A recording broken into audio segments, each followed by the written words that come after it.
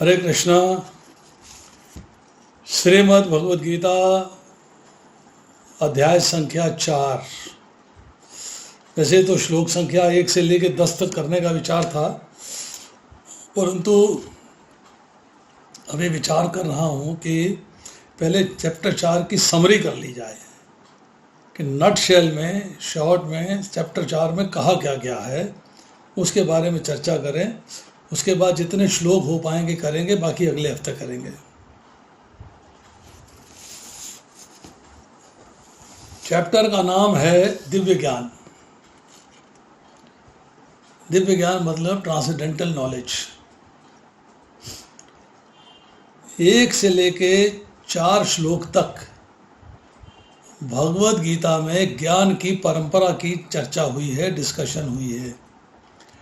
पहले से लेके 3 श्लोक में भगवान कृष्ण बताते हैं भगवद गीता की इतिहास क्या है, हिस्ट्री क्या है, और फिर बताते हैं कि अब मुझे अर्जुन को भगवद गीता क्यों बतानी पड़ रही है, why to re explain it. 4 श्लोक में बनाते हैं, अर्जुन पूछता है भगवान कृष्ण से कि आपने भगवद गीता विवस्वान को कैसे कही थी। तो बहुत पुराने हैं, आपसे भी पुराने हैं। फिर 5वें से लेके और 12वें श्लोक तक भगवान अपने आविर्भूत होने के कारण बता रहे, अपने प्राकट्य के कारण बता रहे। 5वें से लेके 8वें श्लोक तक भगवान ने बताया कि उनके कारण क्या है इस मटेरियल, इस भौतिक संसार में प्रकट होने के, और नेचर क्या है, रीजंस क्या है इस भौतिक संसार में प्रकट होने के लिए। 9वें से लेके और 11वें श्लोक में भगवान कृष्ण बताते हैं कि जो उनके जन्म और कर्म को समझता है और उनकी शरण ग्रहण करता है वो पवित्र हो जाता है, प्यूरिफाई हो जाता है, और अल्टीमेटली मेरे से रिलेशनशिप कायम करके मेरे धाम में आ जाता है। इसमें 9वें और 11वें श्लोक के बीच में भी 2 खंड हैं। एक 9वें से 10वां है कि जन्म और कर्मों को दिव्य समझने का और भगवान के आश्रित होने का फल क्या है। फल है भगवान की प्राप्ति। और 11वें श्लोक में भगवान ने बताया कि जिस तरह से लोग मेरा भजन करते हैं, जिस भाव से भजन करते हैं, उसी भाव से मैं उनको फल देता हूँ। अब फिर लंबा प्रकरण है थोड़ा सा, 13वें से लेके और 23वां श्लोक। इसमें कर्म की, अकर्म की और विकर्म की व्याख्या की गई है, उसकी परिभाषा दी गई है। 13वें और 14वें श्लोक में भगवान बताते हैं कि मैं समस्त जगत का कर्ता होते हुए भी अकर्ता के समान मुझे अकर्ता समझो। मुझे अकर्ता समझने के लिए अपने कर्मों की दिव्यता और उसके जानने का फल कर्मों से बंधना बताया गया है। अगर नहीं बनते हो इसका मतलब है मेरे जन्म और कर्म को जानते हो, अगर बंध जाते हो इसका मतलब है मेरे जन्म और कर्म की दिव्यता को नहीं समझते हो, उसके ऊपर अनुसरण नहीं करते हो, तो कर्मों के बंधन में बंध जाते हो। 15वें श्लोक में बताते हैं कि प्रीवियस टाइम में, भूतकाल में मुमुक्षु अर्थात जो भगवान का दर्शन प्राप्त करना चाहते थे, भगवान का सानिध्य प्राप्त करना चाहते थे, भगवान का प्रेम प्राप्त करना चाहते थे, उनका उदाहरण देते हैं और आज्ञा देते हैं कि निष्काम भाव से कर्म करना चाहिए, जो उन्होंने दूसरे अध्याय के 39वें श्लोक में कही थी। अब मैं तुझे निष्काम भाव से कर्म करना बता रहा हूँ, इसे सुनो। यदि इस भाव से कर्म करोगे तो मेरे धाम को प्राप्त हो जाओगे, कर्मों के बंधन से छूट जाओगे। अब इसी के अंदर भगवान बता रहे हैं कि आपकी भौतिक इच्छाएं हैं, फ्रूटिव डिज़ायर्स, उनको कैसे फुलफिल किया जा सकता है। फिर वो बताते हैं कि मैं अकर्ता हूँ, मेरी एलूफनेस है, वो उदासीन हूँ, मैं किसी से बनता नहीं हूँ। ये सिस्टम जो है कर्म का और कर्मों के फल का, ये मेरे पे इफेक्ट नहीं करता है। और जो इसको समझ लेता है कि कर्मों के फल से मेरा अटैचमेंट नहीं है, वो लिबरेशन को अटेंड कर जाता है, उसको मोक्ष की प्राप्ति हो जाती है, मुक्ति की प्राप्ति हो जाती है। फिर 16वें से 18वां श्लोक। अब कर्मों का रहस्य बता दिया, कर्म क्या है, अकर्म क्या है, विकर्म क्या है, इसकी चर्चा कर दी। अब वो बता रहे हैं कि इसको डिटेल में, कि कर्मों का रहस्य बताने की प्रतिज्ञा करके कर्मों के तत्व को, कर्म का तत्व मतलब निचोड़ क्या है, उसका मूल क्या है कर्मों का, उसको जानना और आवश्यक बतलाकर कर्म में अकर्म में व विकर्म में भेद करना, और कर्म में अकर्म देखना और अकर्म में कर्म देखना, और कर्म में अकर्म देखने वाले की और अकर्म में कर्म देखने वाले की प्रशंसा की गई है। यह आपको 18वें श्लोक में जाके मिलेगा। अब 19 से 23वें श्लोक में जो ऊपर लिखे कार्य हैं, जो महापुरुष हैं और जो साधक हैं, उनके भिन्न भिन्न लक्षण और आचरणों का वर्णन है। अब आती है कि 24वें श्लोक तक, 16 से 24वें श्लोक तक भगवान कृष्ण एक्सप्लेन करते हैं कि कृष्णा कॉन्शियस एक्शन क्या है, इन एक्शन क्या है और प्रोहिबिटेड एक्शन क्या है। मतलब क्या कर्म करने चाहिए, क्या कर्म कृष्णा कॉन्शियसनेस में करने चाहिए, क्या कर्म नहीं करने चाहिए। फिर एक्सप्लेन करते हैं प्रोग्रेस को, कि किस तरीके से आपकी तरक्की हो सकती है, किसकी, जो भगवान कृष्ण के प्रति अपना प्रेम का भाव रखता है, कृष्ण भावनामृत में जुड़ना चाहता है, उसकी प्रोग्रेस कैसे होती है, उसकी तरक्की कैसे होती है। अब इस कर्म को ज्ञान के प्लेटफॉर्म पे समझना है, ज्ञान का माध्यम बना के समझना है कि कर्म है क्या और कर्म कैसा करना चाहिए। दिव्य ज्ञान का इस्तेमाल करके आप कृष्ण की सर्विस में, कृष्ण की सेवा में अपने कर्मों को कर सकते हैं और भौतिक संसार से अपने को डिटैच कर सकते हैं, अलिप्त कर सकते हैं। ये एक्शंस कहलाते हैं अकर्म, दैट इनका कोई रिएक्शन नहीं होता, इनका कोई भौतिक फल नहीं प्राप्त होता। और कृष्ण एक्सप्लेन करते हैं कि इसको, कर्म को किस तरीके से ज्ञान की नज़रों से देखा जा सकता है, ज्ञान के चक्षुओं से देखा जा सकता है। फिर आते हैं 10 श्लोक 24 से लेकर 33 तक, कि जो व्यक्ति यज्ञ करते हैं, अलग अलग प्रकार के यज्ञ करते हैं, उसकी चर्चा हुई है कि जो यज्ञ है वो आपको दिव्य ज्ञान की ओर ले जाते हैं। जितने भी यज्ञ किए जाते हैं, वैदिक सेक्रीफाइस की जाती है, वो जो है उसका रिजल्ट क्या है, उसका फ्रूट क्या है, ट्रांसेंडेंटल नॉलेज, जो आपको लीड करती है लिबरेशन को, अर्थात मुक्ति की ओर। अल्टीमेटली आप प्योर डिवोशनल सर्विस में, शुद्ध भक्ति में जुड़ जाते हो। वैदिक सेक्रीफाइस किया, फल मिले, दिव्य ज्ञान की प्राप्ति हुई, मुक्ति हुई, और इसी संसार में मुक्ति हो गई। मतलब आप इसी संसार में जीवन मुक्त हो गए और आप भगवान की शुद्ध भक्ति में लग गए। अब भगवान कृष्ण बताते हैं इसके अंदर कि अलग अलग लोग जो हैं, अलग अलग कैटेगरी के लोग, अलग अलग वैरायटी के लोग, अलग अलग तरीके से त्याग करते हैं, सेक्रीफाइस करते हैं, तपस्या करते हैं, यज्ञ करते हैं, और उनके जो रिजल्ट्स मिलते हैं उनको फिर वो इस्तेमाल करते हैं आगे बढ़ने के लिए, या तो भौतिक संसार के सुख भोगों के लिए या आध्यात्मिक संसार के आनंद के लिए। सारे यज्ञों का, चाहे ब्रह्म यज्ञ है, देव यज्ञ है, द्रव्य यज्ञ है, इसका वर्णन करके भगवान ने जो है यज्ञकर्ताओं और यज्ञवेता को निष्पाप बताया है। 31वें श्लोक में चर्चा करते हैं कि उन यज्ञों से बचे हुए अन्न जो है, बचा हुआ जो उसका रिजल्ट है, उसको अमृत कहा गया है। उस अमृत का अनुभव करने वाले को सनातन ब्रह्म की प्राप्ति होती है, और यज्ञ नहीं करते हैं उनके लिए दोनों लोकों में, इस लोक में भी और परलोक में भी सुख की प्राप्ति नहीं होती। 32वें 33वें में चर्चा आई है कि ऊपर लिखे यज्ञ की क्रिया क्या है, कार्य कैसे करना है, यज्ञ को कैसे करना है। और 33वें श्लोक में कहते हैं जो द्रव्य में यज्ञ है उसकी अपेक्षा ज्ञान में यज्ञ उत्तम है।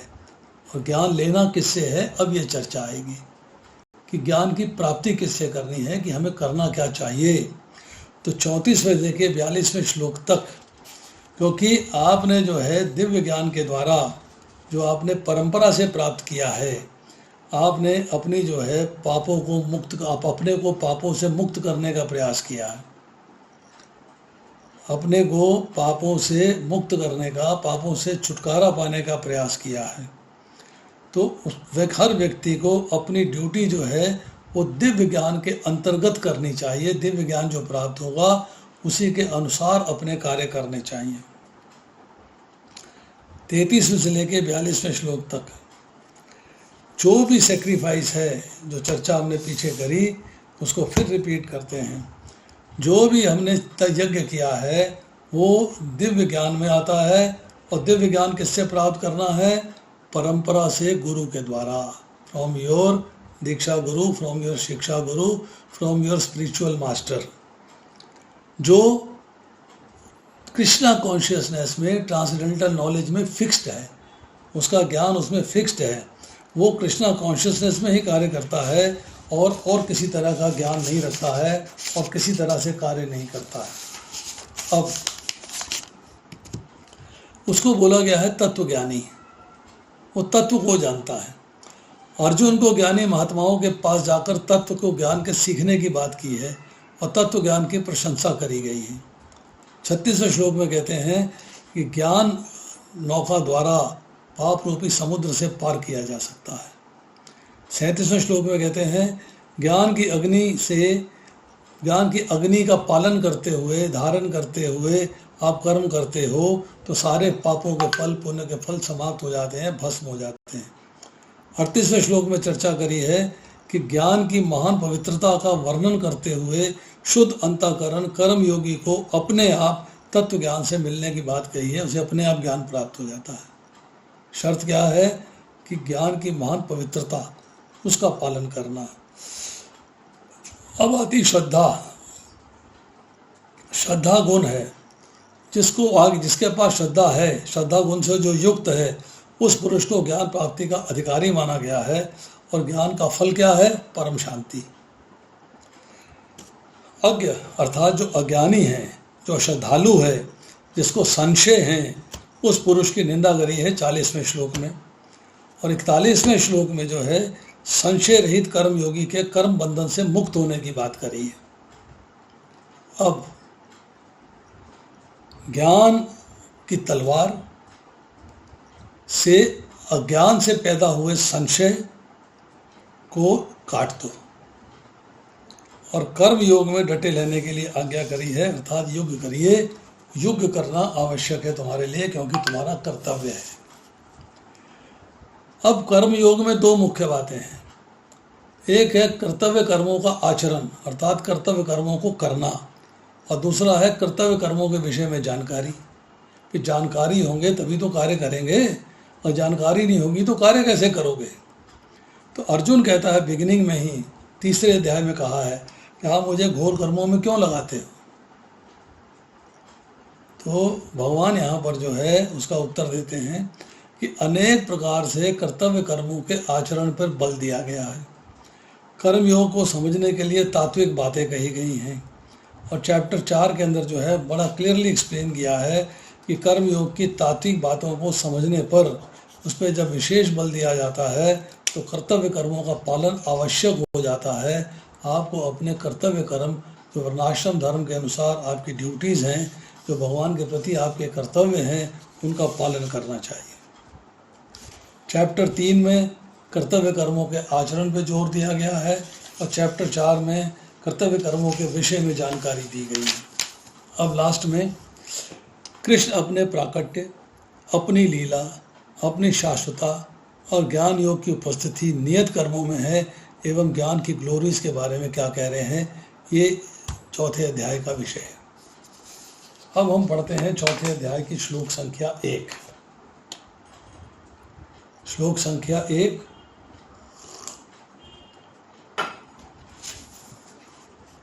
श्री भगवान उवाच इमं विवस्ते योगं प्रोक्तवानहम् अव्ययम् यवस्वान् मन्वे प्राह मनो इक्ष्वाकवे अब्रवीत्।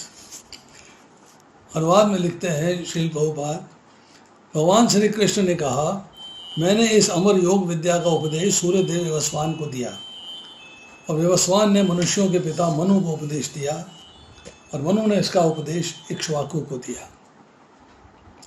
यहाँ पर भगवद गीता का इतिहास प्राप्त होता है। ये अत्यंत प्राचीन बताया गया है, जब इसे सूर्य लोक इत्यादि संपन्न लोगों के राजा को प्रदान किया गया था। समस्त लोगों के राजा विशेष रूप से निवासियों की रक्षा के निमित्त होते हैं, अतः राजन्य वर्ग को भगवद गीता की विद्या समझनी चाहिए, जिससे वे नागरिकों प्रजा पर शासन कर सकें, उन्हें काम रूपी भवबंधन से बचा सकें। इच्छाओं का बंधन, कामना रूपी बंधन, उससे बचाना है। तो जब आपको भगवत भक्ति के मार्ग में राजा चलाएगा तो कामनाएं दिन ब दिन कम होती चली जाएंगी। राजा का कर्तव्य है निवासियों की रक्षा करना, सीमा की रक्षा करना, गोधन की रक्षा करना, जो प्रजा है उसको धर्म के मार्ग में चलाना, उसकी रक्षा करना। इसके बाद प्रभुपाद लिखते हैं, दूसरे शब्दों में सारे राज्य के शासन अध्यक्ष कृष्ण भावनामृत विद्या का प्रचार करने के लिए होते हैं, जिससे जनता इस महाविद्या का लाभ उठा सके। बड़ा लंबा पर्पट है ये, इंपॉर्टेंट पॉइंट्स पढ़ता हूँ। और मनुष्य जीवन के अवसर का लाभ उठाते हुए सफल मार्ग का अनुसरण कर सकें। कलयुग में सूर्यदेव मतलब सूर्य लोक के जो देवता हैं उसको विवस्वान कहते हैं। वह सूर्य का राजा है और सौर मंडल के अंतर्गत समस्त ग्रह लोकों का उद्गम है। परम संहिता में कहा गया है, इच्छाक्षुरेश सविता सकल ग्रहाणाम राजा समस्त सुरमूर्ति शेष तेजा यस्याज्ञा भ्रमति संभृत काल चक्रो गोविंदमादि पुरुषाम तमहम भजामी। ब्रह्मा जी कह रहे हैं, मैं उन भगवान गोविंद की पूजा करता हूँ जो आदि पुरुष हैं, जिनके आदेश से समस्त लोगों का राजा सूर्य प्रभुत शक्ति तथा उष्मा धारण करता है। ये सूर्य भगवान के नेत्र के तुल्य है, ये उनकी आज्ञा अनुसार अपनी कक्षा को तय करता है। अब सूर्य सभी लोगों का राजा है, जितने भी स्टार्स हैं, जितने भी चंद्रमा, सब लोगों का राजा जो है सूर्य है। अब सूर्य जो है विवस्वान जो है सूर्य ग्रह पे शासन करते हैं, जो उष्मा तथा प्रकाश प्रदान करते अन्य समस्त लोगों को अपने नियंत्रण में रखता है। सूर्य कृष्ण के आदेश पे घूमता है। भगवान कृष्ण ने विवस्वान को भगवद गीता की विद्या समझाने के लिए अपना पहला शिष्य चुना। अब ये काल्पनिक भाष्य नहीं है, अपितु ज्ञान का मानक ग्रंथ है जो अनंत काल से चला आ रहा है। महाभारत के शांति पर्व में 348वां अध्याय श्लोक संख्या 51 से 52 में गीता का इतिहास इस रूप में प्राप्त होता है। त्रेतायुवादो च ततो विस्समान वेददो मनुष्य लोक भृत्यर्थम सुताक्षे कवेददो इक्ष्वाकुना च कथितो व्याप्य लोकान अवस्थितः। त्रेता युग में आदि में विवस्वान ने परमेश्वर संबंधी इस विज्ञान का उपदेश मनु को दिया और मनुष्यों के जनक मनु ने इसे अपने पुत्र इक्ष्वाकु को दिया। इक्ष्वाकु पृथ्वी के शासक थे और रघुकुल के पूर्वज थे, जिसमें भगवान श्री राम ने अवतार लिया।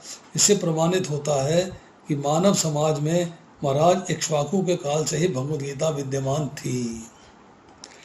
इस समय कलयुग के केवल 5000 वर्ष व्यतीत हुए हैं, जबकि इसकी पूर्ण अवधि 4,32,000 साल है। इसके पूर्व द्वापर युग 8,64,000 साल का था और त्रेता युग 12,96,000 साल का था। इस प्रकार इससे पूर्व मनु ने अपने शिष्य अपने पुत्र इक्ष्वाकु से, जो पृथ्वी के राजा थे, भगवद गीता कही। वर्तमान मनु की आयु 30 अरब 53 करोड़ समथिंग कहा जा रहा है, जिसमें 12 करोड़ 40 लाख वर्ष जो है व्यतीत हो चुके हैं। तो मनुष्य के जन्म के पूर्व भगवान ने अपने शिष्य सूर्यदेव विवस्वान को गीता सुनाई। तो अब इसके बाद आ रही चर्चा, सूर्यदेव विवस्वान को इसलिए गीता सुनाई कि वह क्षत्रिय था, समस्त क्षत्रियों का जनक है और सूर्यवंशी है, क्योंकि भगवद गीता वेदों के ही समान है, क्योंकि इसे श्री भगवान ने कहा, अतः विज्ञान अपौरुषेय है। संसारी तार्किक अपनी अपनी विधि से गीता के विषय में चिंतन कर सकते हैं, किंतु यथारूप भगवद गीता नहीं है। अतः भगवद गीता को गुरु परंपरा से यथारूप में ग्रहण करना चाहिए। देखिए,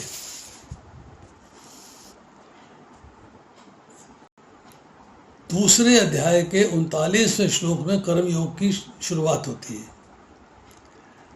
तीसरे अध्याय के 30वें श्लोक में भगवान ने कहा भक्ति सहित कर्म योग के अनुसार युद्ध करने की आज्ञा दे दी।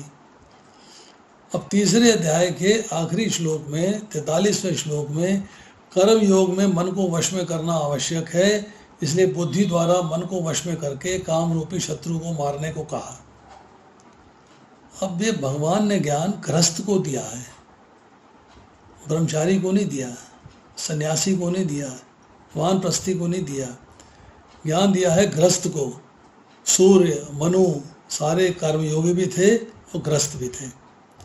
अब इसको जो है तीसरे अध्याय के अगर 15वें श्लोक से जोड़ते हैं तो वहाँ कहते हैं मुमुक्षुओं, अर्जुन को कर्म लेने की आज्ञा, कर्म करने की आज्ञा दी है।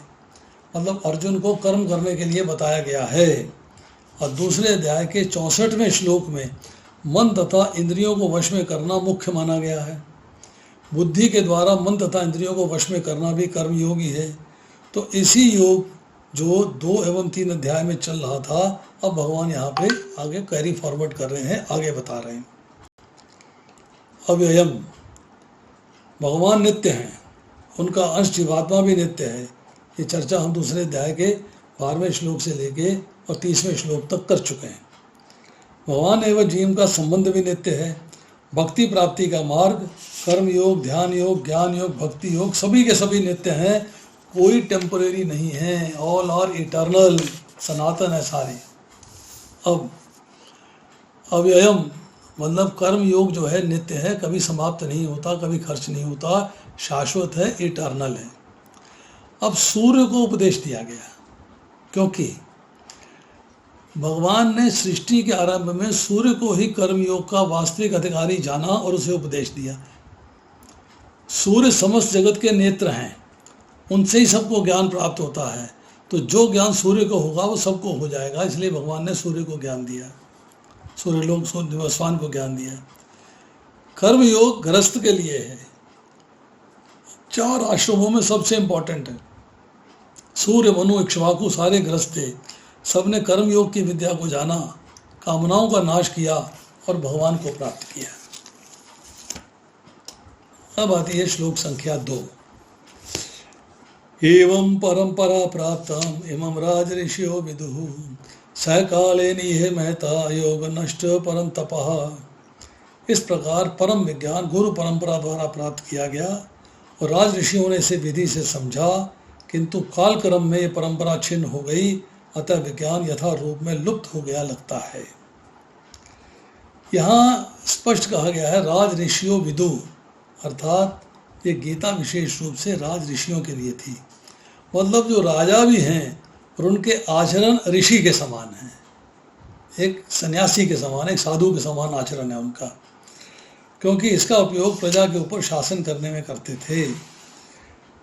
निश्चय ही भगवद गीता कभी भी आसुरी पुरुषों के लिए नहीं थी, उनसे किसी को भी इसका लाभ ना मिलता, जो अपनी अपनी सन के अनुसार विभिन्न प्रकार की विवेचना करते हैं। अतः जैसे ही असाधु भाष्यकारों के निहित स्वार्थों से गीता का मूल उद्देश्य उच्छिन्न होने पर वैसी गुरु परंपरा पुनः स्थापित करने की आवश्यकता प्रतीत हुई। 5000 वर्ष पूर्व भगवान ने स्वयं देखा कि गुरु परंपरा टूट चुकी है, अतः उन्होंने घोषित किया कि गीता का उद्देश्य नष्ट हो चुका है। इसी प्रकार इस समय गीता के इतने संस्करण उपलब्ध हैं, विशेषतः अंग्रेजी में, उसमें से प्राय सभी प्रामाणिक गुरु परंपरा के अनुसार नहीं हैं। बहुत बढ़िया प्रपट है, छोटा सा प्रपट है पर बहुत बढ़िया प्रपट है। विभिन्न संसारी विद्वानों ने असंख्य टीकाएं की हैं, किंतु वे प्राय सभी कृष्ण को स्वीकार नहीं करते, यद्यपि वे कृष्ण के नाम पर अच्छा व्यापार चलाते हैं। ये आसुरी प्रवृत्ति है, क्योंकि असुरगण ईश्वर में विश्वास नहीं करते, वे केवल परमेश्वर के गुणों का लाभ उठाते हैं।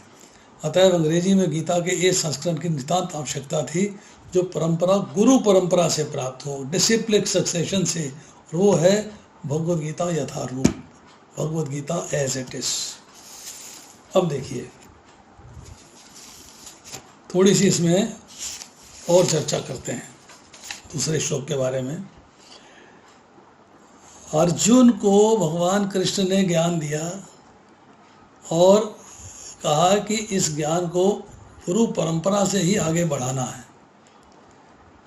तो श्रील प्रभुपाद जो है, जो कृष्ण ने एक्चुअल मैसेज दिया है उसको Bhagavad Gita as it is की रचना करके भगवान के भावों के अनुसार भगवत गीता की रचना, इसके पर्पट्स की रचना करी गई है, अनुवादों की रचना करी गई है। लिटरली संस्कृत ट्रांसलेशन डिक्शनरी के हिसाब से हो सकता है आपको न मिले, परंतु कृष्ण ने किस भाव में शब्द कहे हैं, किस भाव में बोला है, उस भाव से चर्चा हो रही है, उस भाव के अनुसार बोला जा रहा है। राज ऋषि का मतलब है राजा और ऋषि दोनों हैं, अर्थात राजा भी है और उसे कृष्ण भावनामृत का ज्ञान भी है। और कर्म तत्व का जो कर्म योग का जो तत्व है उसको लोगों ने राज ऋषियों से सीखा, मतलब राजा से जो कि ऋषि की उपाधि प्राप्त किए हुए थे उनसे सीखा। अव्ययम शब्द हमने पीछे पढ़ा, उसका अर्थ होता है अविनाशी। अविनाशी मतलब जो विनाश नहीं होता, और नष्ट का मतलब है जिसका विनाश हो जाता है। तो जो समझाने वाले और समझने वाले श्रेष्ठ पुरुष हैं उनका अभाव हो गया है, नष्ट हो गया है, ज्ञान लुप्त हो गया है इस संसार में आज की तारीख में। इसलिए दोबारा से इसकी रचना करने की आवश्यकता हुई। कर्म योग का पालन करने के कारण राजाओं को विलक्षण ज्ञान तथा भक्ति स्वतः प्राप्त थी, क्योंकि कर्म मीमांसा समझते थे, कर्म योग का पालन करते थे, तो उन्हें विलक्षण ज्ञान भी प्राप्त था और भक्ति भी स्वतः प्राप्त थी। यही कारण था कि ऋषिगण भी ज्ञान प्राप्त करने के लिए राजा के पास जाते थे। जैसे सुखदेव राजा जनक के पास गए, 6 ऋषि राजा अश्वती के पास गए, छांदोग्य उपनिषद। कर्म योग का वर्णन करने वालों का अभाव है, तत्व को जानने वालों का अभाव है, आचरण में लाने वालों का अभाव है। लोग कृष्ण को स्वीकार नहीं करते परंतु उनके नाम पर व्यापार चलाते हैं। अब देखिए, अब आती है चर्चा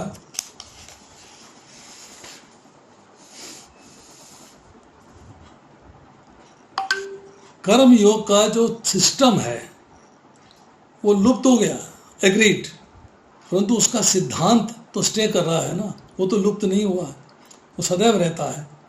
और किसी को उस सिद्धांत को अपनाए बिना ज्ञान योग भक्ति योग का निरंतर साधन नहीं हो सकता। आपको वो तो समझना ही पड़ेगा, उसी के द्वारा फिर आप अपनी भक्ति में आगे बढ़ सकते हो। ज्ञान योगी आर्ट ऑफ डिस्क्रिमिनेशन यूज करके सकाम कर्मों को नाशवान मानकर सकाम कर्मों से संबंध विच्छेद करता है, और भक्ति योगी कर्मों को भगवान के प्रति अर्पित करके संसार से संबंध विच्छेद करता है। ये इम्पोर्टेंट पॉइंट है जो कि हमें कर्म योग में इसको समझना चाहिए। अब आइए श्लोक संख्या 3। स एवं मया ते अद्य योग प्रोक्त पुरातनः भक्तः असि मे सखा च इति रहस्यम ही एतत् उत्तमम्। वही है प्राचीन योग, परमेश्वर के साथ संबंध का विज्ञान मेरे द्वारा तुमसे कहा जा रहा है, क्योंकि तुम मेरे भक्त हो, मित्र हो, अतः तुम इस विज्ञान के दिव्य रहस्य को समझ सकते हो। तो जो ट्रांसेंडेंटल नॉलेज है, जो भगवान ने ज्ञान दिया है, उसको समझने के लिए भगवान ने यहाँ पे 2 क्वालिटी बताई। एक अपना भक्त होना, दूसरा अपना मित्र होना। 2 चीज़ें बताई। देखिए, यहाँ पे हम पढ़ते हैं इनका पर्पट प्रभुपाद का, मनुष्यों की 2 श्रेणियाँ हैं। एक भक्त दैवी संपत्ति वाले, एक असुर आसुरी संपत्ति वाले। असुर कौन है? असुर, सुर मीन्स देवी संपत्ति वाला, जिसके पास देवताओं के गुण नहीं है, वो असुर है, नंबर 1। नंबर 2, असुर। इसका असुर का संधि विच्छेद 2 तरीके से हुआ है, अ प्लस सुर। सुर मतलब देवता, जिसमें देवता के गुण नहीं है वो असुर है। और असु जमा रा, असु मतलब अपने प्राणों का पोषक, जो अपने आनंद के लिए, अपने मजे के लिए, अपनी संतुष्टि के लिए सब कार्य करता है, गलत सलत सब कार्य करता है, दूसरे को दुख देता है तो भी उसे प्रॉब्लम नहीं होती, सब पाप के कार्य करता है तो भी उसे प्रॉब्लम नहीं होती। मेरा आनंद सर्वोपरि है, ये ज्ञान उसके अंदर है, वो असुर है। भगवान ने अर्जुन को इस विद्या का पात्र इसलिए चुना कि उनका भक्त था, किंतु असुर के लिए इस परम गुह्य विद्या को समझ पाना संभव नहीं है। इस परम ज्ञान ग्रंथ के अनेक संस्करण उपलब्ध हैं। इनमें कुछ भक्तों की टीकाएं हैं, कुछ असुरों की। जो टीकाएं भक्तों द्वारा की गई है वे वास्तविक हैं, किंतु असुरों द्वारा की गई व्यर्थ हैं। अर्जुन भगवान कृष्ण को भगवान के रूप में मानता है। अतः जो गीता भाष्य अर्जुन के पचिन्हों पर अनुसरण करते हुए लिखा गया है वह इस परम विद्या के पक्ष में वास्तविक सेवा है। किंतु असुर भगवान कृष्ण को उस रूप में नहीं मानते, निराकार मानते हैं, हमारे जैसा मानते हैं। वे कृष्ण के विषय में तरह तरह की मनगढ़ंत बातें करते हैं और कृष्ण के उपदेश मार्ग से सामान्य जनता को गुमराह करते रहते हैं। ऐसे कुमार्गों से बचने के लिए चेतावनी है कि मनुष्य को चाहिए कि अर्जुन की परंपरा का अनुसरण करे। अब देखिए 11वें अध्याय के 41वें श्लोक में चर्चा आती है, 42वें श्लोक में चर्चा आती है कि अर्जुन ने भगवान से कहा कि मैं तो आपका भगवान समझते नहीं था, सखा मानता था, मित्र मानता था। कभी आपको पकड़ो, कभी मुझे पकड़े हो, कभी आपके मुंह से कौरछी निकालो, मेरे मुख से कौरछी, मैं तो आपको कभी भगवान समझा नहीं, मैंने आपके प्रति बहुत अपराध किए हैं। और दूसरे अध्याय के 7वें श्लोक में कहता है जो मेरे उचित हो मुझे बताइए। तो अर्जुन सखा भक्त तो पुराने हैं, परंतु दास्य भाव उसने दूसरे अध्याय के 7वें श्लोक में शिष्यस्ते हम शादी माम ताम प्रपन्नम, और मैं आपका शिष्य हूँ, आपका दास हूँ, आपके शरणागत हूँ, अब स्वीकार किया है। अब जो ज्ञान अब मित्र को नहीं दे सकते, मित्र नाराज हो जाएगा, बुरा मान जाएगा। मित्र के लिए आप मीठी मीठी बातें रखते हो, पर जो शिष्य है उसको आप पूर्ण ज्ञान देते हो, क्योंकि आपने ज्ञान देने के लिए उसे शिष्य बनाया। जो ज्ञान सखा को नहीं दिया जा सकता, भक्त जो कि भगवान का शिष्य हो गया है, भगवान का सेवक हो गया, भगवान का दास हो गया है, इसलिए उसको ज्ञान दिया जा सकता है। भगवान के द्वारा दिया गया वैभव को लोग अपना मानते हैं, किंतु भगवान को अपना नहीं मानते। ये समस्या है असुरों की। कर्म अपने लिए करना है या संसार के लिए करना है या भगवान के लिए करना है, इसमें फैसला नहीं कर पाते। कर्म योग का तत्व नहीं समझते। कर्म योग भी एक उत्तम रहस्य है। कर्मों से जीव बंधन में बनता है और कर्मों से ही जीव बंधन से छूटता है। आपके पास एक जानवर है, एक पशु है, आपने उसको इधर खंबे पे बांध दिया इस तरफ। शाम को आपने बेटे को बुलाया, बोले बेटा जरा पशु को खोल दे। बेटा दूसरे खंबे पे गया, वहाँ पे पशु है ही नहीं। अरे यहाँ तो खुलेगा नहीं, रस्सी है खाली बंधी हुई है, पशु नहीं है। अरे भाई पशु तो इस खंबे से बंधा हुआ है, इस खंबे से खोलो। अर्थात इस खंबे से आप कर्मों के फल के द्वारा बंधे हो, तो इसी खंबे से कर्मों के फल से छुटकारा पाना है। मतलब ऐसे कर्म करने हैं जिसका आपको बंधन ना हो। वो इसी भौतिक संसार के अंदर जो शरीर प्राप्त किया है वही वो खंबा है, वही खंबा है। शरीर जो है आपको प्राप्त हुआ है, कर्म आपने किए हैं, तो शरीर की प्राप्ति करके कर्मों के फलस्वरूप आप बंधे हो, और शरीर की प्राप्ति करके कर्मों को करके आप बंधन से छूटोगे। बंधन से छूटोगे भी शरीर की प्राप्ति से, और बंधे हो भी शरीर की प्राप्ति से। यही कर्म उसका उत्तम रहस्य है। शुभ कर्म करते हैं, पुण्य फल मिलता है, अनुकूल स्थिति आती है। अशुभ कर्म करते हैं, प्रतिकूल फल मिलता है, प्रतिकूल परिस्थिति आती है। इन लोगों से संबंध जोड़ना मूर्खता है। कर्मों का फल तो मिलेगा ही, किंतु मूर्खता को तो रोका जा सकता है, मूर्खता को रोकना चाहिए। मूर्खता को क्यों नहीं रोकते? अब देखिए, अब थोड़ी सी चर्चा करते हैं। कर्मणा बध्यते जंतु, यही उत्तम रहस्य है जो मैंने आपसे चर्चा करी कि कर्म योग के रहस्य में कुछ बातें हैं, कुछ इंपॉर्टेंट बातें हैं, उनकी दो लाइनों में चर्चा कर लेते हैं। मेरा कुछ भी नहीं है, कारण कि मेरा स्वरूप अविनाशी है। मैं शरीर नहीं हूँ, मैं आत्मा हूँ, और जो कुछ मिला है वो नाशवान है। संसार, पैसा, धन, मोह माया सब नाशवान है, ये नशा। तो जो नाशवान चीज़ें हैं वो मेरी कैसे हो सकती हैं?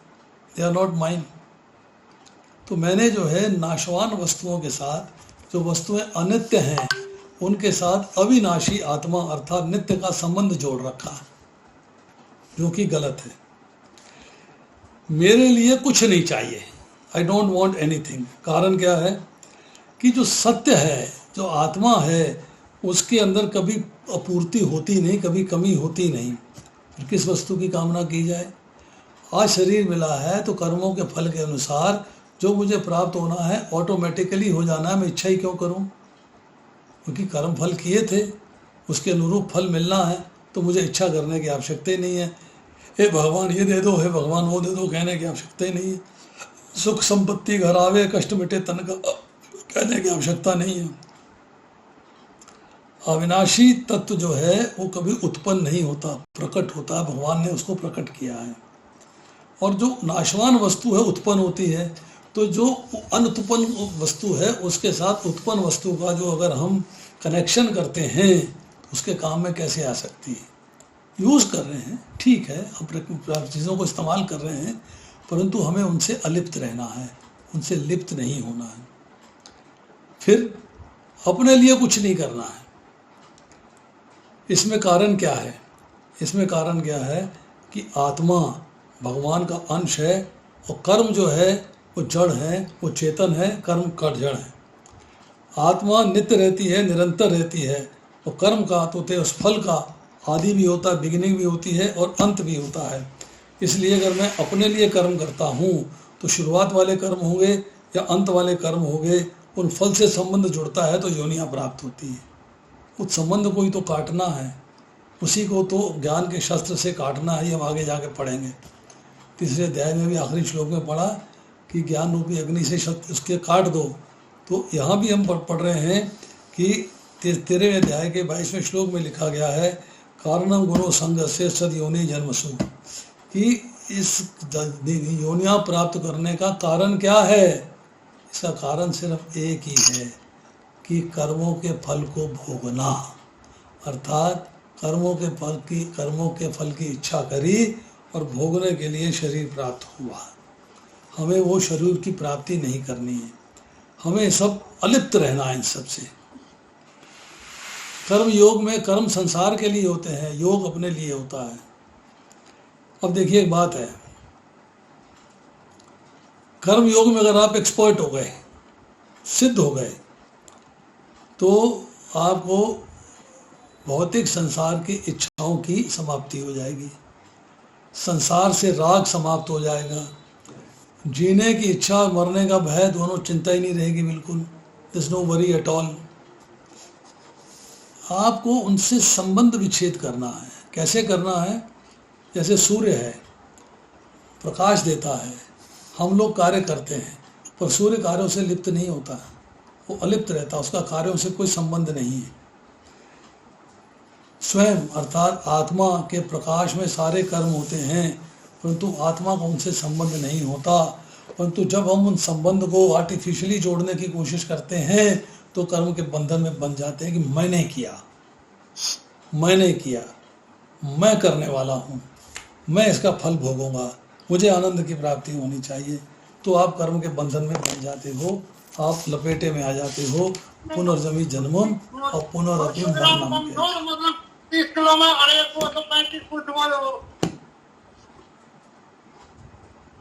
माता जी अपने माइक डाउन कर लीजिए सारे, प्लीज म्यूट कर लीजिए सब।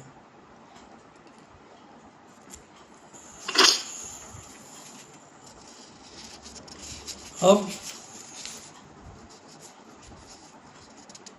चौथा श्लोक है। अर्जुन उवाच अपरम भवतः जन्म परम जन्म विवस्ततः कथम एतद् विजानीयाम त्वम् आदौ प्रोक्तवान् इति। अर्जुन ने कहा, सूर्यदेव विवस्वान आपसे पहले हो चुके हैं, ज्येष्ठ हैं, फिर मैं कैसे समझूं कि प्रारंभ में भी आपने इस विद्या का उपदेश दिया था। कंफ्यूजन क्रिएट कर दिया। अर्जुन के मन में कन्फ्यूजन आ गया, अरे वो तो बहुत पुराने हैं, आप तो अभी आए हो, ये भगवान तो बहुत पुराने हैं, आपने कैसे उनको उपदेश दे दिया। तो अर्जुन जो है भगवान का माना हुआ भक्त है, तो फिर उसे कृष्ण के वचनों पर विश्वास क्यों नहीं हो रहा। देखिए यहाँ प्रभुपाद जी लिखते हैं कि अर्जुन ये जिज्ञासा हम लोगों के लिए कर रहा है। ये जिज्ञासा उन सबों के लिए है जो भगवान में विश्वास नहीं करते। ये भगवद गीता के ज्ञान को दोबारा से निकालने के लिए है, जो लुप्त हो गया है उसे दोबारा से प्रकट करने के लिए है। ये जिज्ञासा उन लोगों के लिए है जो आसुरी योनि में हैं, जो असुर प्रवृत्ति के हैं, जो भगवान में विश्वास नहीं करते। इसीलिए अर्जुन ने प्रश्न किया है। 10वें अध्याय में स्पष्ट हो जाएगा।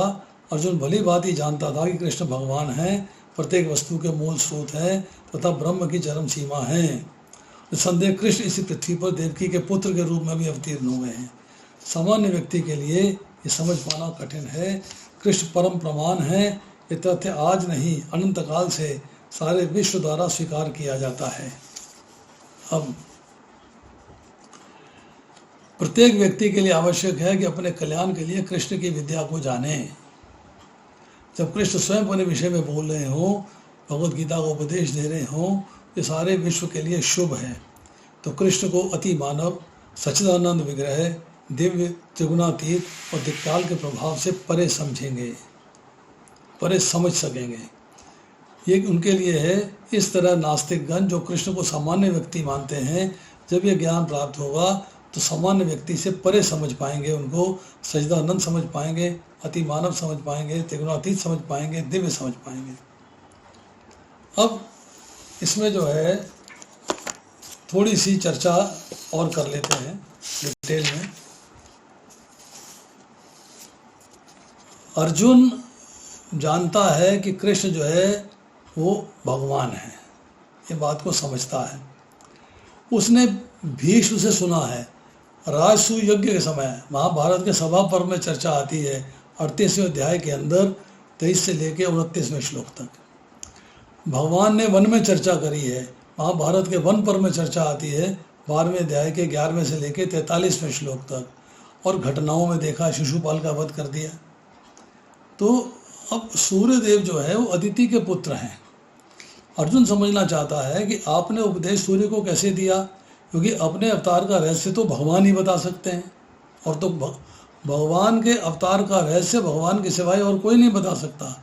हम नहीं बता सकते, आप नहीं बता सकते, भगवान बता सकते हैं। तो अर्जुन ने प्रश्न किया है हम लोगों के लिए कि यस, इसका जो है ये ज्ञान जो है आपने विवस्वान को दिया, तो कैसे दिया, इसको जरा व्याख्यान करिए, इसके बारे में जरा बताइए। तो अपने जन्म संबंधी रहस्य को प्रकट करने में केवल भगवान ही सर्वार्थ समर्थ हैं। ये आपको सृष्टि के आदि में उपदेश देने वाला मैं कैसे जान लूं। अर्जुन का प्रश्न का तात्पर्य है कि सूर्य को उपदेश देने के बाद से सूर्य वंश की मनु, इक्ष्वाकु कई पीढ़ियां बीत गई, त्रेता युग पूरा बीत गया, तो द्वापर आ गया है, तो द्वापर चल रहा है। आपका अवतार तो अभी का है, और आपने सृष्टि के बिगिनिंग में सूर्यदेव को उपदेश कैसे दे दिया। अभी आप कौन थे, कहाँ थे, कैसे थे, क्या क्या, समझ में नहीं आई बात। This is lot of confusion. सूर्य तो अभी भी है, ये उपदेश उसे अभी भी दिया जा सकता, आपने पहले क्यों दिया। आपने सूर्य वंश की परंपरा का भी वर्णन किया है, तो ये आपने कैसे दिया था, इसके बारे में ज़रा चर्चा करिए। तो आज हम इतना ही करेंगे। कोई प्रश्न है किसी का तो पूछ सकता है। 10 मिनट बचे हैं और 5वें श्लोक से भगवान उवाच आ रहा है। 5वें से लेके 10वां श्लोक जो है उसकी हम चर्चा करेंगे नेक्स्ट वीक। चलिए, यस, सपना माता जी को सवाल। प्रभु जी कोई question? You can raise hands. हाँ जी माता जी पूछो। प्रभु जी कोई क्वेश्चन? हरे कृष्णा प्रभु जी। हरे कृष्णा प्रभु जी। यस यस, पूछिए माता जी, पूछिए। प्रभु जी प्रभु जी, कर्म में अकर्म देखना, इसका ये आपको चौथे अध्याय में समझाएंगे 18वें श्लोक में जाके। एडवांस में मत पूछिएगा। जब 18वें श्लोक में पहुंचेंगे तब आपको कंप्लीट व्याख्या करेंगे ये कर्म में कर्म कैसे देखा जाता है और अकर्म में कर्म कैसे देखा जाता है, तब डिटेल में चर्चा होगी। अभी सिर्फ उसका मेंशन हुआ है, चर्चा नहीं हुई है।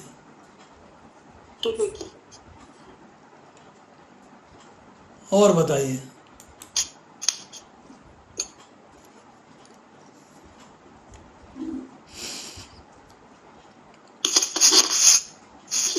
किसी का प्रश्न तो पूछ सकता और लोग कोई है?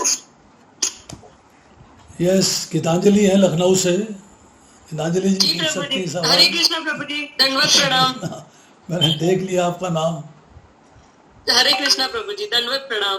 एक दंडवत प्रणाम। एक शिवानी कश्यप भी शायद लखनऊ से हैं। हरे कृष्णा प्रभु जी।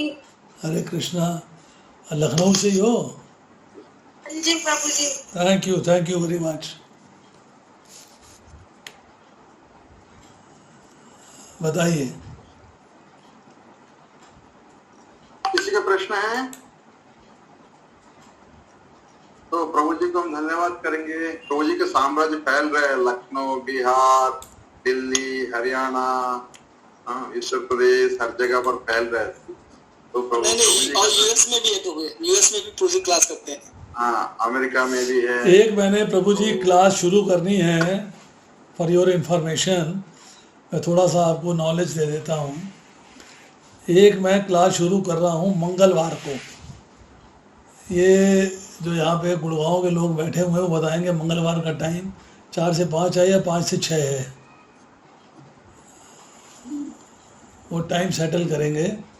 उसमें भगवत गीता के 4 से 5 होगा, 4 से 5 है ना? 4 से 5 है प्रभु जी, 4 से 5। हाँ, प्रभु जी वर्किंग डे में आप जो है, कई लोग जो है जॉब होल्डर्स है, वो लोग शाम को ही रखिएगा प्रभु जी, शाम, क्योंकि ना हाउस होल्डर्स तो वो अटेंड कर सकते हैं। प्रभु जी ऐसा है कि देखिए, अब मेरा लिमिटेशन समझिए, 6 बजे से लेके 10 बजे तक मेरा मरीजों का टाइम है। मुझे 6 बजे से पहले क्लास ख़त्म करनी होती है। सवेरे 10 से लेके 2 तक मेरा पेशेंट्स का टाइम है, तो 2 बजे के बाद कर सकता हूँ। बीच में जाऊँगा, लंच लूँगा, आधा घंटा घंटा भर बच्चे के साथ भी रहूँगा, तो मैं 4 बजे आऊँगा, 5 बजे चला जाऊँगा। इसमें मेनली माताएं होंगी। लंच हो चुका है, डिनर की अभी तैयारी नहीं करनी है। They are free in the afternoon. जो लोग जॉब वाले हैं वो इसका वीडियो सुने, इसकी रिकॉर्डिंग करिए, रिकॉर्डिंग को अपलोड करिए और रिकॉर्डिंग उनको सुनाइए, मैसेज पास करिए अपने सारे ग्रुप्स में। They can hear it later on videos. जो आ सकते हैं अवश्य आएँ, प्रश्न करें, मोस्ट वेलकम। पर जो दोपहर में क्लास होगी 4 से 5 बज सकते हैं, 5:15 हो सकते हैं, 5:30 हो सकते हैं। उसमें मेनली जो है चैप्टर वाइज क्वेश्चन आंसर्स होंगे, उसमें लेक्चर नहीं होगा।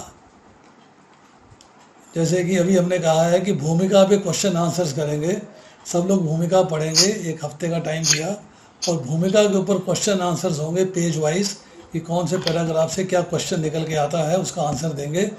उसके बाद पहले अध्याय के कुछ 10 श्लोक या 15 श्लोक या 20 श्लोक लेंगे, उस पर क्वेश्चन आंसर्स होंगे। नेक्स्ट वीक फिर बाद के क्वेश्चन आंसर्स होंगे। इस तरह 18 के 18 अध्यायों में क्वेश्चन आंसर्स चलेंगे, ना कि लेक्चर्स। लेक्चर चल रहे हैं अभी, ये चलते रहेंगे। एक क्लास होती है बुधवार शाम को। इस बार 13वां अध्याय शुरू करेंगे 8:30 से लेकर 9:30 बजे तक। एक क्लास अभी हो रही है 5 से 6 महिपालपुर के लिए। अगर आप समझते हैं कि 5 से 6 उचित नहीं है, 6 से 7 ही करना चाहिए, तो मैं कोशिश करूँगा 6 से 7 ही कर दूँ, पर मेरा फिर 6 बजे पेशेंट्स का टाइम डिस्टर्ब होता है। अगर आपको जो उचित लगेगा उसके हिसाब से कर देंगे। अभी 4था अध्याय चल रहा है, 4था अध्याय चलता रहेगा। ये तो है मेरी भगवद गीता की क्लासेस। इसके बाद भागवतम पे क्लास चलती है, 1 हफ्ते में 1 क्लास गुड़गांव सेक्टर 45 के लिए, जो फ्राइडे होती है या संडे होती है। और प्रैक्टिकली मैं जिस दिन मेरा बाहर लेक्चर नहीं होता है, मैं रोज़ सवेरे श्यामचंद्र प्रभु के दुबई ग्रुप के लिए जो वरुण पंथ चलाते हैं, उसमें सवेरे उपस्थित होता हूँ। लेक्चर देता हूँ हफ्ते में 1 बार। बाकी दिन बुक रीडिंग होती है। हम लोग 3 से 4 से 5 लोग सब लोग पढ़ते हैं, और मैं उसमें जहाँ ज़रूरत पड़ती है उसमें व्याख्या कर देता हूँ। ताकि भागवतम को जल्दी से ख़त्म किया जा सके। तो इसका शेड्यूल जो है मैं बना के भेज दूंगा आपको, व्हाट्सअप कर दूंगा। You will get that message on WhatsApp, you can read it. जो सवेरे क्लास होगी 8 से लेके 9 बजे वाली, उसमें भूमिका के बाद हम क्लास शुरू करेंगे how to read Bhagavad Gita at home. Bhagavad Gita को घर में कैसे पढ़ना चाहिए, 3 या 4 सेशन उसके ऊपर होंगे। उसके बाद से फिर भगवद गीता के क्वेश्चन आंसर चलेंगे, रेगुलरली चलते रहेंगे। एक क्लास फ्राइडे शाम को या थर्सडे शाम को होगी उड़ीसा डिवोटीज के लिए। उड़ीसा के कुछ भक्त हैं 25 एक, उनके लिए पंजाबी बाग मंदिर से रिक्वेस्ट आई है। वो उड़ीसा के भक्तों के लिए मैंने कल भी क्लास करी थी, फ्राइडे थी, शाम को 8 से लेकर 9 बजे तक। तो वो मैं करूँगा जिस दिन मैं शाम को फ्री हुआ, उनका डेली क्लास होती है, उस दिन मैं क्लास में चला जाया करूँगा। जिस दिन मैं बिज़ी होऊंगा उस दिन मैं नहीं जाऊँगा। Thank you very much. बहुत अच्छा है प्रभु जी, आपने अच्छी समाचार दे दिया।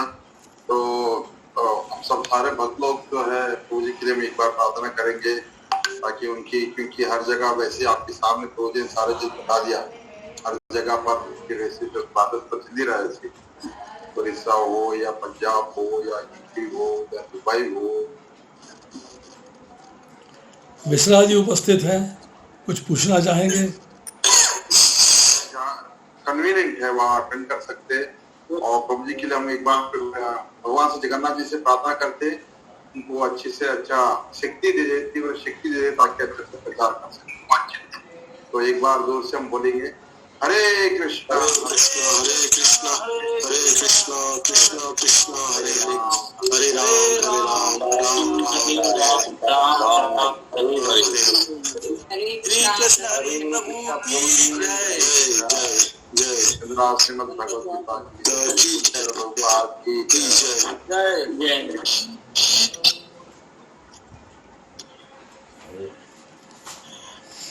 ऐसा कर, इसको वहाँ रख दे,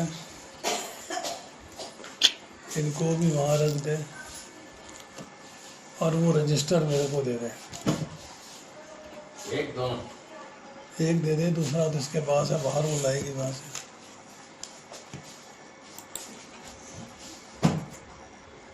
मास्क लगा लो, मेरे पास बैठना है, तो मेरे को हल्की हल्की खांसी हो रही है। क्या लगा लो? इसको खांसी का शरबत मिलाओ 2 चम्मच। मेरे को हल्की हल्की खांसी हो रही है, आप मास्क लगा लो, दूसरे मुंह में मत डाला करो। तो खांसी तो ठीक करोगे कि नहीं करोगी? मैं कर लूंगी अपनी ठीक, गरारे वरारे करके। खांसी मेरे तरफ से मेरे हाथ से कांपते हैं।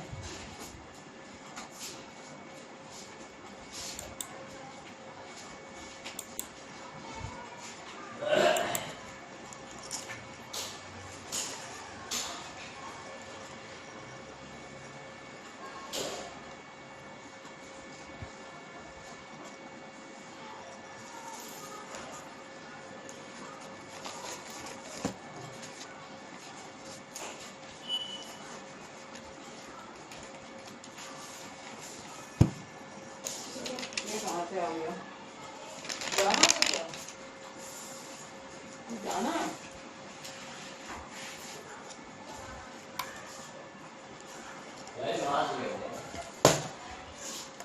आपका लेक्चर हो गया? लेक्चर हो गया है, इसको जरा थोड़ा सा ना बंद करने? इसको बंद कर दो, रुक जा बदलते ही तो उसको निकाल जोड़ दे। दो जरा, उसको जोड़ दे। मैंने जोड़ने को बोला, तोड़ने को नहीं बोला। सफेद वाला रखा है इधर, ये देखो पीछे। कैसे काम चल जाएगा? तार को ऊपर करो।